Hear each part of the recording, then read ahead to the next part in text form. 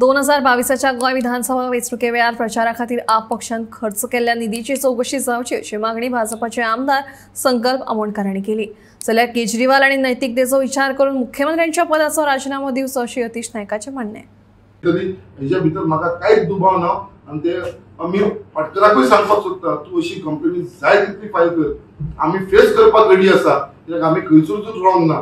आमकां जेन्ना सम्मान येतले, आमकां जेन्ना आपयतले पार्टी अध्यक्षाक आमच्या पार्टीच्या मेंबराक, आमी ते चॅलेंज आमी लिपोवन रावपाना, तुमचे लिडरा भाशेन बाकीच्यांची लिपोवन रावपाना, वील फेस इट।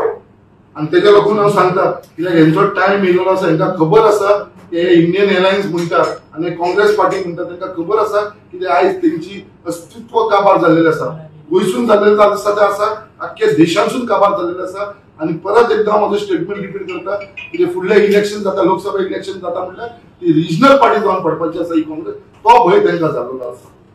तुमकां विचारपाक सोदता, जे तुमी इलेक्शन कॉन्टेस्ट केले जे सगळ्यांनी आम आदमी पार्टीचे, गोंयांत जे इलेक्शन जाले 2022 तेन्ना जे इलेक्शन तुमी कॉन्टेस्ट केले ते खंयच्या पैशाचे तुमी कॉन्टेस्ट केले ते जाणा, ज्या पार्टीन तुमकां पैसे दिले ते खंयचे पैसे ते, हेच illegal money from the excise स्कॅमाचे, हेच पैसे तुमकां हे गोवा इलेक्शनाक तेंच्यांनी पंपींग केलेले आनी हेच पैसे जे एक्सायज स्कॅमाचे असलेले हेच पैशाचे तांकां सगळ्यांक जे कॅन्डिडेट असलेले पळय तांकां सगळ्यांक हे पैसे मेळले।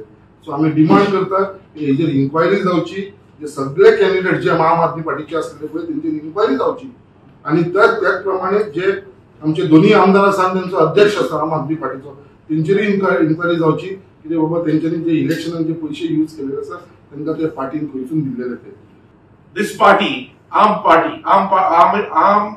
Aadmi Party, what they are trying to protest, if they have got some regard, if Mr. Kejriwal has got some regard to probity in public life, he should resign as the Chief Minister.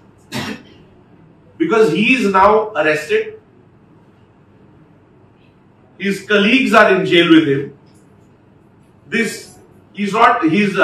Mr. Sisodia has also not got bail. All these facts are before the people. So if he believes, which we know that he doesn't believe in any probity in public life, but if he has got any regard, because he should understand that this is the real India against corruption.